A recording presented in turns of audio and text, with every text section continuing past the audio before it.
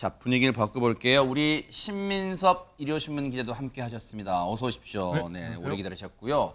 자, 사실 우울하거나 지칠 때 아마 진짜 지금 전 국민이 많이 그런 기분이실 거예요.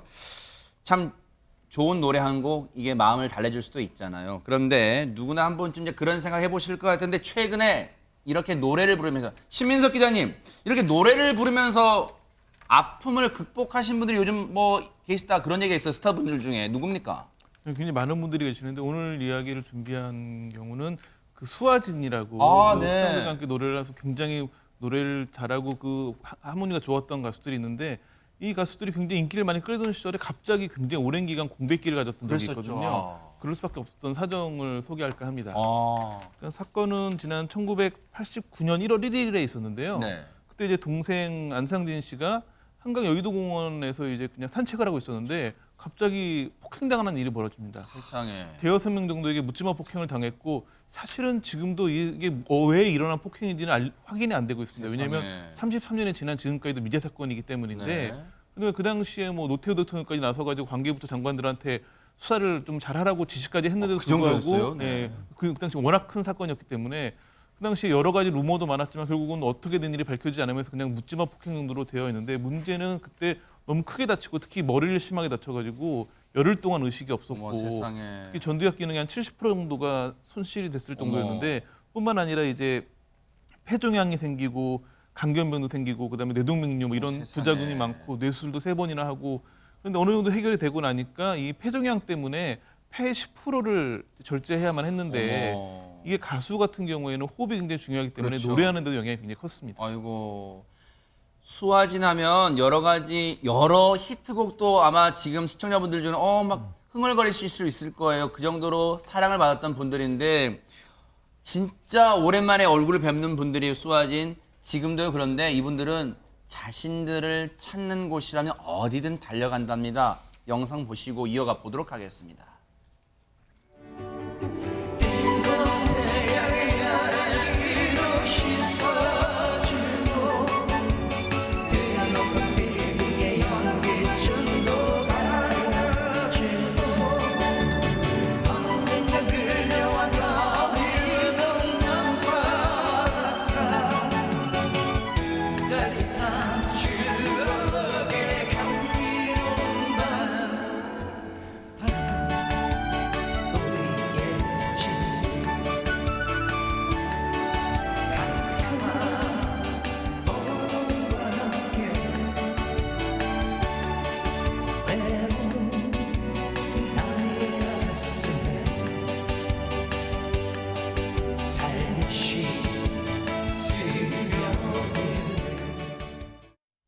배종찬 소장님, 네.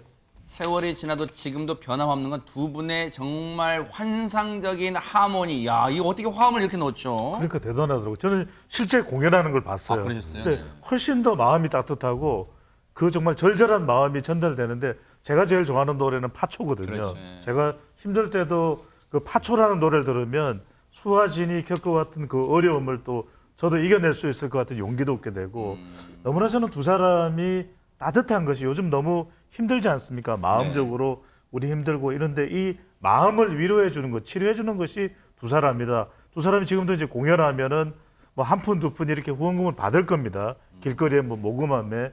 그러면 그걸 이제 개인이 가져가는 것이 아니라 수아진이 가져가는 것이 아니라 후원 단체를 만들었어요. 세상에. 2013년에 이 수아진 사랑 더하기란 법인을 세웠는데 이 재능 기부를 통해서 계속해서 좋은 활동을 하고 있던 본인들은 신민석 기자 이야기대로 얼마나 힘들었었습니까? 그러니까요. 자기들 인생이. 아유, 저 고사리선 예. 모금 넣는 거 보세요. 아이고, 세상에. 참 저는 수아진 제가 봤을 때도 그랬지만 네. 정말 대단한 분들입니다.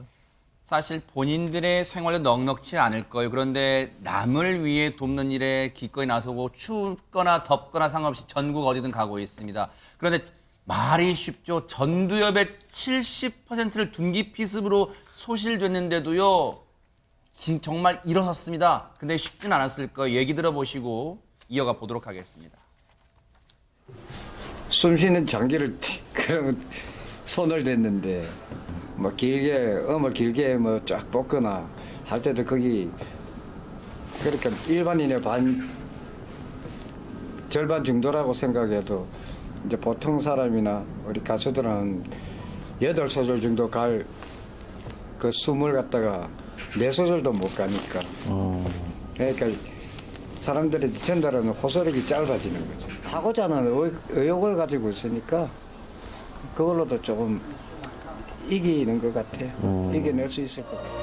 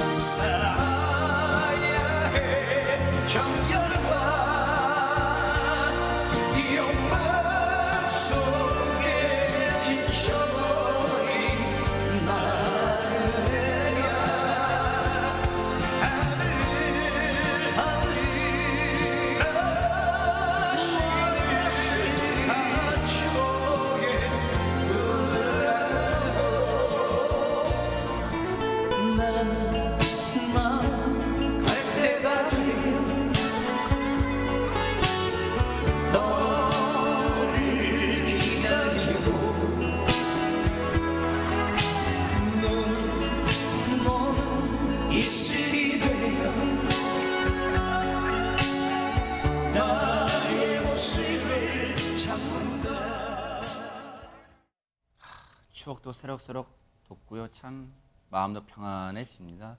역경을 뒷걸어난 거예요. 가수에게는 정말 치명상이잖아요.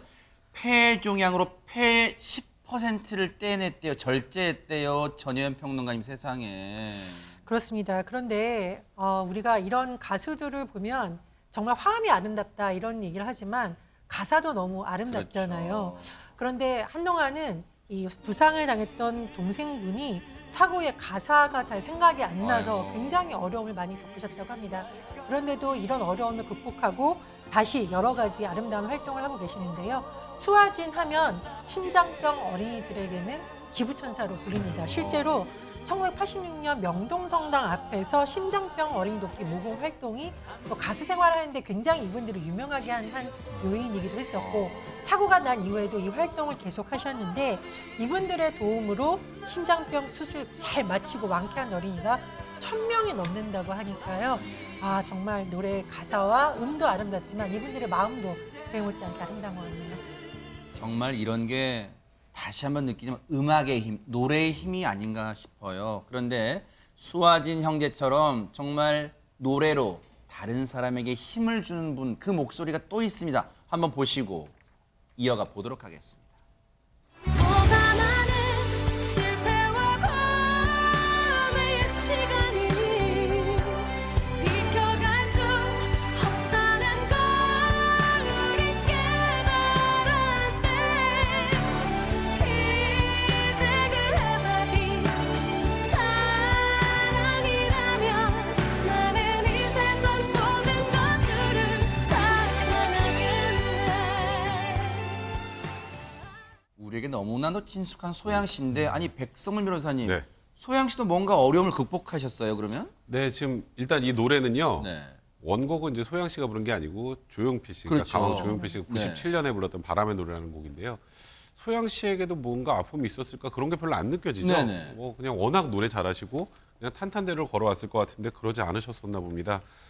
2017년에 겨울에 폐렴을 앓았는데 그냥 폐렴 알았으면 폐렴 나았으면 괜찮겠네라고 생각을 하실 텐데 저 폐렴으로 무려 3년 동안 이제 정말 그 병마와 싸울 수밖에 없었는데요. 아, 고열과 기침, 또 숨이 차서 연습도 안 되고 문제는 약을 먹어도 이제 상황이 호전되지 않고 그래서 그 당시에 너무 절망적이어서 앞으로 더 이상은 노래를 부를 수 없겠구나. 아이고. 정말 다른 일을 찾아봐야 하나 어머. 이런 생각까지 했었다고 합니다. 노래를 부르지 못할 수도 있다는 그런 불안감이 엄습해서 무작정 가방을 챙겨서 미국으로 도망치듯 떠난 적이 있었다고 합니다. 세상에. 아니 소양 씨 하면 그 특유의 신민석까지 막 고음이 막 63빌딩 더 높이 올라가는 걸로 유명한데 아니 이런 아픔이 있었는지 몰랐어요. 그러니까 아까도 이제 폐 말씀을 드렸었는데 폐가 굉장히 중요하고 특히 그렇죠. 폐렴 같은 경우에는 가래가 또 끓고 그렇기 때문에 노래를 하기 굉장히 치명적인 상황이고 그래서 미국으로 갔는데 소영 씨는 뉴욕에서 가장 큰 두려움에 직면하게 됩니다. 뭐예요? 뉴욕에서 어느 글귀를 하나 발견했다고 하는데 두려움 자체를 두려워하는 것보다 더 큰 두려움은 없다. 아, 그래서 본인이 그런 생각을 했답니다. 내가 저렇게 두려워가지고 피하고 있다면 5년, 10년 뒤에 지금을 돌아봤을 때 후회하지 않을까. 이 생각을 하면서 과감하게 다시 무대에 서기 시작하는데 그 무대가 복면가왕이라는 프로그램이었는데 이 프로그램은 본인이 누군지를 감추고 당연히 폐렴 투병 사실도 감출 수가 있고 가래 소리가 나도 좀 감출 수가 있겠죠. 그렇지만 이 프로그램은 아주 원래 정상적인 컨디션의 가수들도 굉장히 긴장이 많이 되는 프로그램인데 여기 출연해서 오히려 이 프로그램 출연한 게 계기가 돼가지고 계속 무대에 서는데 나중에 소양 씨 얘기를 들어보니까 오히려는 계속 두려워서 피하다가 무대에서 관객들을 만나면서 호흡하면서 오히려 두려움을 극복했다. 와. 그러니까 오히려는 두려웠던 무대 그리고 관객들이 약이 되어준 셈이었죠. 세상에. 노래를 통해서 누군가의 마음을 환하게 만들고 싶다. 이게 바로 소양 씨가 그 아픔을 이겨내고 돌아와서 한 말이래요. 영상 하나 더 보시고 이어가 보도록 하겠습니다. 손잡고 가보자 다 함께 가보자 아리랑 고개를 넘어가며 우리네 마음도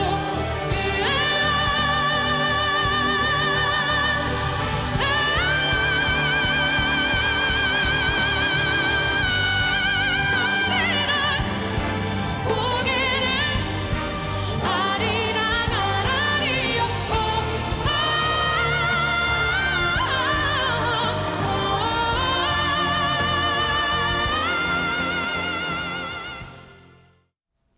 대박입니다. 대박이란 표현밖에 안 나와요. 정말로 다시 한번 인생을 사시는 기분으로 팬들에게 좋은 노래 들려주시길 기대할게요. 그런가 하면 노래를 통해 다시 한번 희망, 아픔을 극복하고 희망을 전하는 분이 또 있어요.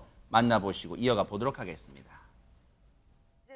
척추 분리증이라고 그래서요. 이게 춤추다 보면은 많이 이렇게 뭐 넘어지거나 이제 공연 중에 이제 그런 해프닝이 많습니다. 근데 이제 그거를 이제 치료를 못 하고 다시 그냥 재발의 위험이 있이 그냥 막 움직이다 보니까 이제 그렇게 된 거예요. 이제 스테로이드라는 게 뭐 좋은 거와 나쁜 건 섞여 있나 봐요. 선생님한테는 이제 죄송하다 그러고 이제 하다 보니까 그게 누적이 돼서 갑자기 어느 날 보니까 이제 막 이렇게 찌는 거예요. 그러니까 어떤 분은 그러니까 말씀 말 맞다나 보톡스를 그래서 아니 이 큰 얼굴에 보톡스까지 맞아서 이 무슨 얼굴 무슨 그 보니까는 그게 제가 지금 이게 이제 쿠싱 증후군이래요. 얼굴은 동그래지고 뭐 하여튼 배도 동그래지고요. 배볼로 얼굴 동글. 1년 만에 30kg 쪄보세요. 정말 눈 뜨면은 이게 붓는 거예요. 그래서 느닷없이 어느 날 보니까 94kg 나가더라고요.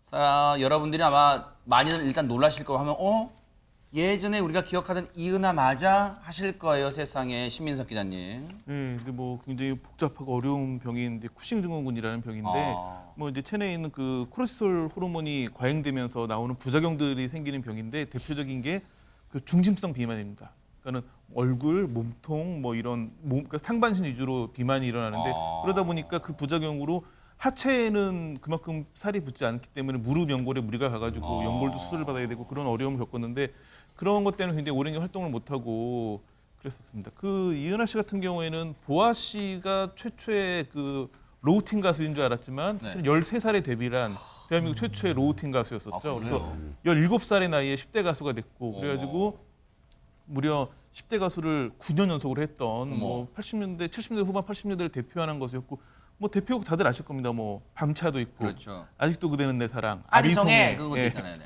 뭐 여러 가지 히트곡을 많이 내는 가수였었는데 이렇게 어린 13살에 데뷔해가지고 17살부터 전성기를 누렸지만 이 쿠싱 증후군을 앓으면서 오히려는 더 화려해야 될 때 30대부터는 야. 활동을 많이 못했던 네. 그런 아픔이 있습니다. 올해로 벌써 데뷔 49년 차래요. 많은 팬분들이 안타까워합니다. 하지만 그 팬분들이 있다는 그 믿음, 그런 희망으로 어려움 이겨내시고 다시 한번 우리들에게 희망의 노래 무대에서 전해주는 그날 또 응원해 보도록 하겠습니다. 기운 내시기 바랍니다. 보고 계십니까? 대박 사건. 네, 안녕하십니까? 김명준입니다. 여러분과 함께하는 뉴스파이터. 다양한 소식과 뉴스를 보고 싶으시면 화면 오른쪽을 꾹 눌러 구독해 주시길 바랍니다. TV로도 유튜브로도 여러분께 한 발 더 다가가겠습니다. MBN 뉴스와 뉴스파이터를 사랑해 주셔서 고맙습니다.